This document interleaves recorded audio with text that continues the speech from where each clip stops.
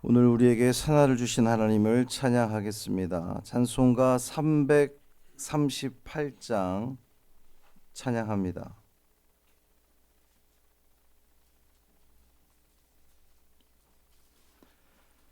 찬송 338장 내 주를 가까이 하게 함은 찬양함으로 새벽 기도회를 시작하겠습니다. 내 주를 가까이 하게 함은 십자가 짐 같은 고생이나 내 일생 소원은 늘 찬송하면서 주께 더 나아가기 원합니다. 내 고생하는 것 옛 야곱이 돌베개 베고 잠 갔습니다.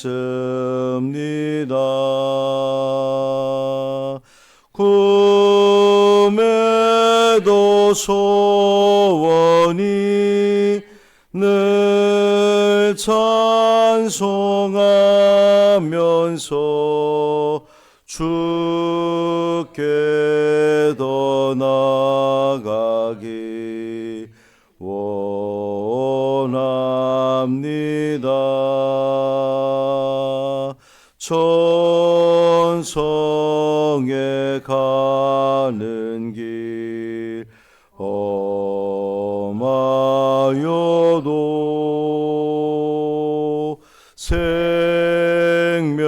생명길 되나니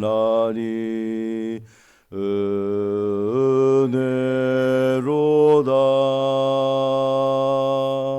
천사 날 부르니 늘 찬송하면서 주께 더 나아가기 원합니다.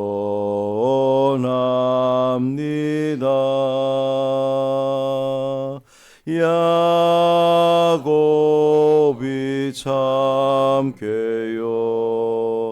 일어난 후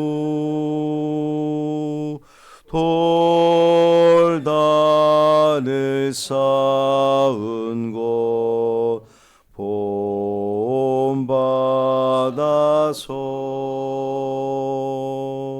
숨질 때 되도록 늘 찬송하면서 주께 더 나아가기 원합니다.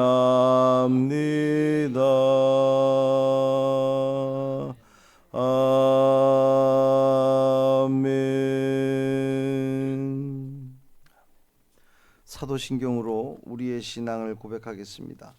전능하사 천지를 만드신 하나님 아버지를 내가 믿사오며 그 외아들 우리 주 예수 그리스도를 믿사오니 이는 성령으로 잉태하사 동정녀 마리아에게 나시고 본디오 빌라도에게 고난을 받으사 십자가에 못 박혀 죽으시고 장사한 지 사흘 만에 죽은 자 가운데서 다시 살아나시며 하늘에 오르사 전능하신 하나님 우편에 앉아 계시다가 저리로서 산자와 죽은 자를 심판하러 오시리라.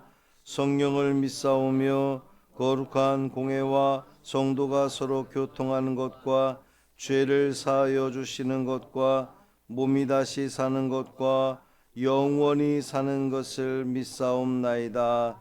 아멘. 스가랴 1장 1절부터 6절까지 말씀입니다.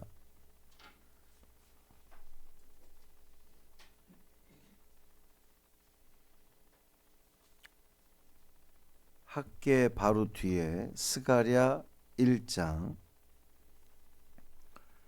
1절부터 6절까지 말씀 함께 읽습니다. 다리오 왕 제2년 8째 달에 여호와의 말씀이 이또의 손자 베레기야의 아들 선지자 스가랴에게 임하니라. 이르시되 여호와가 너희의 조상들에게 심히 진노하였느니라. 그러므로 너는 그들에게 말하기를 만군의 여호와께서 이처럼 이르시되 너희는 내게로 돌아오라. 만군의 여호와의 말이니라. 그리하면 내가 너희에게로 돌아가리라. 만군의 여호와의 말이니라. 너희 조상들을 본받지 말라. 옛적 선지자들이 그들에게 외쳐 이르되 만군의 여호와께서 이같이 말씀하시기를 너희가 악한 길 악한 행위를 떠나서 돌아오라 하셨다 하나 그들이 듣지 아니하고 내게 귀를 기울이지 아니하였느니라. 여호와의 말이니라. 너희 조상들이 어디 있느냐? 또 너희 선지자들이 영원히 살겠느냐? 내가 나의 종 선지자들에게 명령한 내 말과 내 법도들이 어찌 너희 조상들에게 임하지 아니하였느냐? 그러므로 그들이 돌이켜 이르기를 만군의 여호와께서 우리 길대로 우리 행위대로 우리에게 행하시려고 뜻하신 것을 우리에게 행하셨도다 하였느니라. 아멘. 이 말씀 하나님 말씀입니다. 주님은 오늘도 우리와 함께 하기를 원하십니다. 그저 모셔드리면 됩니다. 내 마음에 모시고 이 하루를 살아가십시오. 주님께서 그 길을 선하고 아름답게 인도하실 줄 믿습니다. 구약 성경 마지막 12권의 책을 12소선지서 이제 그렇게 부르고요. 그 중에 이제 스가랴와 말라기 2권만 남았습니다. 9년 전에 창세기 새벽 시작해서 이제 구약 성경 2권만 남은 거예요. 오늘부터 스가랴를 읽으면서 은혜를 나누고자 하는데 제가 먼저 에스라 5장 1절을 읽어드리겠습니다. 잘 들으세요. 선지자들 곧 선지자 학개와 이또의 손자 스가랴가 이스라엘의 하나님의 이름으로 유다와 예루살렘에 거주하는 유다 사람들에게 예언하였더니 이게 에스라 5장 1절 말씀입니다. 이 구절을 통해서 알 수 있는 것은 우리가 어제까지 묵상했던 이 학개와 오늘부터 묵상할 스가랴가 동시대 인물이라는 거예요. 다른 시대 사람이 아니라 같은 시대 사람들. 어떤 시대였죠? 유다는 망하고 바벨론의 백성들은 포로로 끌려가고 왕도 죽고 그리고 70년 있다가 돌아왔는데 성전을 지을 것처럼 기대했지만 여러 가지 어려움으로 인해서 성전 공사가 중단되었던 그 시절, 그 시대 이야기입니다. 이 동시대에 활동했던 선지자들 중에서 뭐 예를 들어서 아모스와 호세아는 북이스라엘 사람들을 향해서 예언했던 선지자라면 같은 시대지만 이사야와 미가는 남유다를 향해서 선포했던 그 선지자였거든요. 근데 이 학개와 스가랴는 같은 시대, 같은 장소.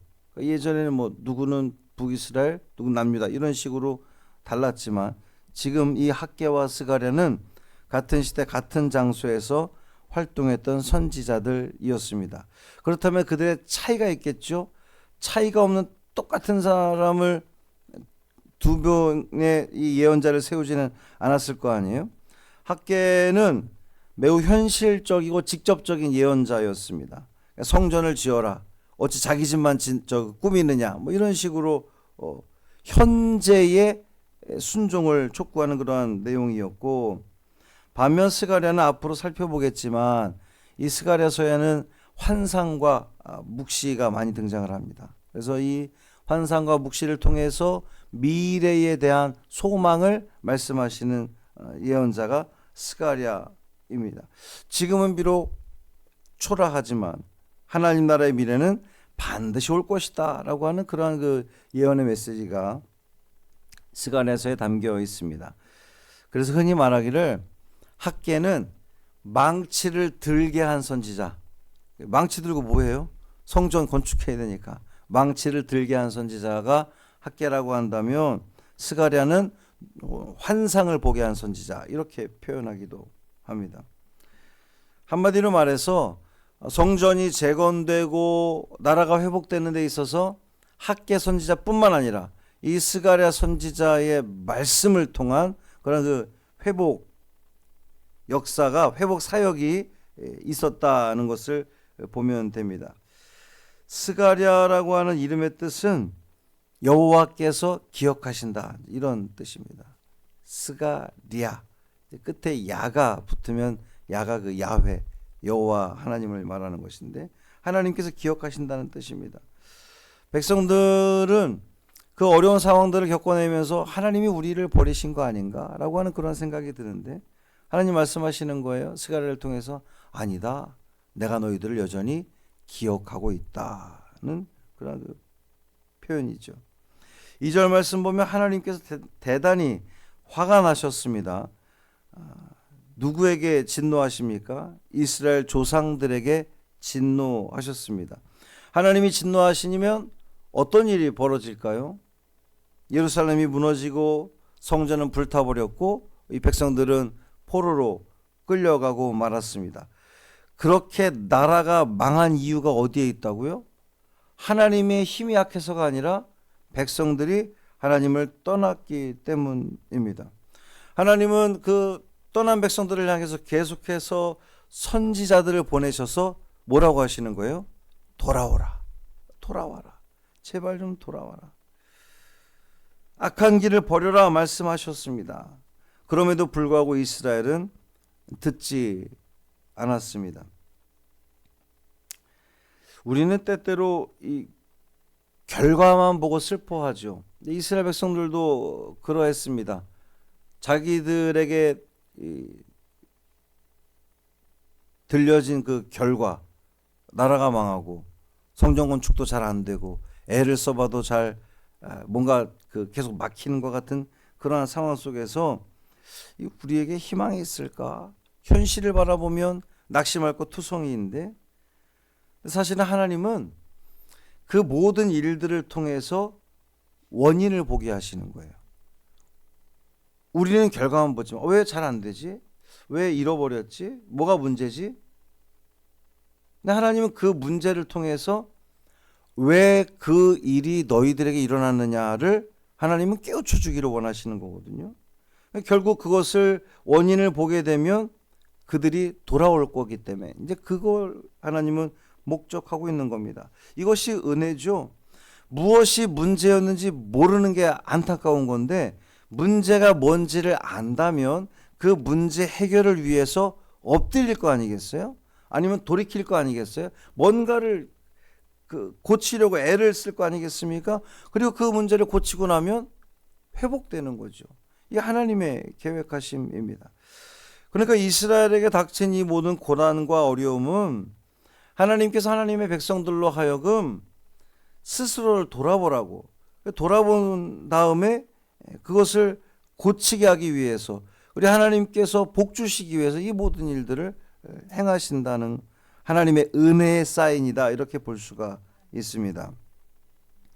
오늘 3절에 보면 너희는 내게로 돌아오라, 그리하면 내가 너희에게로 돌아가리라. 돌아와, 내가 돌아가 줄게. 하나님이 돌아가리라 약속하시는 것에서 알 수 있는 것은 하나님이 떠난 것 같잖아요. 그랬으니까 돌아가겠다는 거 아닙니까? 이스라엘 백성들은 하나님이 우리를 떠나셨다. 성전도 무너졌고 하나님이 이 성전에서 떠나셨다. 그래, 오케이. 너희들이 내게로 돌아오기만 한다면 나는 다시금 너희들에게로 돌아가마 약속하시는 겁니다. 하나님께서 돌아오라고 명령하시는 이유는 하나님께서 당신의 백성들을 만나고 싶으셔서, 그들에게 돌아가고 싶으셔서 돌아오라고 명령하시는 거예요. 그러면서 말씀하시기를 너희 조상들을 본받지 말라 말씀하십니다. 왜 그렇습니까?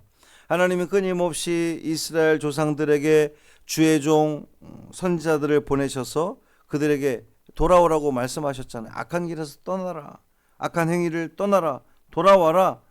계속해서 기회를 주셨음에도 불구하고 이 백성은 그들의 조상들은 하나님께로 돌아오기를 거부했단 말이죠. 하나님이 기회를 주신 이유는 간단합니다. 복 주기 위해서 기회를 주신 거예요. 함께 하시기 위해서, 돌봐주기 위해서 기회를 주신 거거든요. 그런데 이스라엘은 그 기회를 스스로 거부했던 거죠. 그 결과가 무엇입니까? 망하는 겁니다. 하나님이 주신 기회를 거부하면 망하는 거예요. 누가 그렇게 살았다는 겁니까? 그들의 조상들이 그렇게 살았으니 조상들이 행한 행위들을 본받지 말라. 좀 기억해라. 반면교사로 삼아라. 라고 하는 말씀입니다. 사랑하는 성도 여러분, 오늘도 하나님께서 우리를 이곳에 부르신 이유는 주님께서 우리와 함께하기 원하셔서 우리를 부르신 겁니다. 복 주시기 위해서 부르신 겁니다. 그러니 주님께로 돌아서십시오. 우리의 몸만 여기에 있다고 주님께로 내가 향하는 것이 아니라 내 마음의 중심이, 내 삶의 중심이, 내 모든 생각의 초점이 하나님께로 맞춰져 있을 때에 주님께서는 우리와 함께 하시고 우리를 돌보시고 우리를 복된 길로 인도하실 줄 믿습니다. 아침 저녁 매 순간 주님 앞에서는 이 하루가 되시기를 주님의 이름으로 축원합니다. 살아계신 아버지 하나님 감사합니다. 하나님의 마음이 다시 한번 느껴집니다. 돌아오라. 그리하면 나도 돌아가리라. 나는 복을 줄 준비가 다 되어 있으니 제발 나에게 돌아오라. 주님, 주님의 이 간절함을 우리가 기억하고 주님께로 돌아가는 우리가 되게 하여 주옵소서. 육신만 이곳에 있는 것이 주님께 돌아가는 것이 아니라 이 하루 살아가면서 매 순간 내 삶의 그 모든 순간순간마다 하나님을 기억하고 하나님을 초점 맞추고 하나님의 기쁨과 영광을 위해 그 순간을 살아갈 때에 우리는 온전히 주님께 돌아간 삶이 될 줄 믿습니다. 이 세상은 너무나 많은 방해들이 있을 겁니다. 성령 하나님께서 붙들어 주셔서 우리의 마음이, 우리의 결단이, 다짐이 흔들리지 않도록 붙들어 주옵소서. 오직 주님께만 초점 맞추어서 주님께로 돌아간 삶을 살아감으로 말미암아 주님도 돌아오셔서 우리와 함께 하시고 우리의 그 모든 삶을 인도하여 주옵소서. 한날의 삶을 온전히 주님께 맡기기를 원하며 우리 주 예수 그리스도의 이름으로 축복하며 기도합니다. 아멘. 하늘에 계신 우리 아버지여, 이름이 거룩히 여김을 받으시오며 나라가 임하시오며 뜻이 하늘에서 이루어진 것 같이 땅에서도 이루어지이다.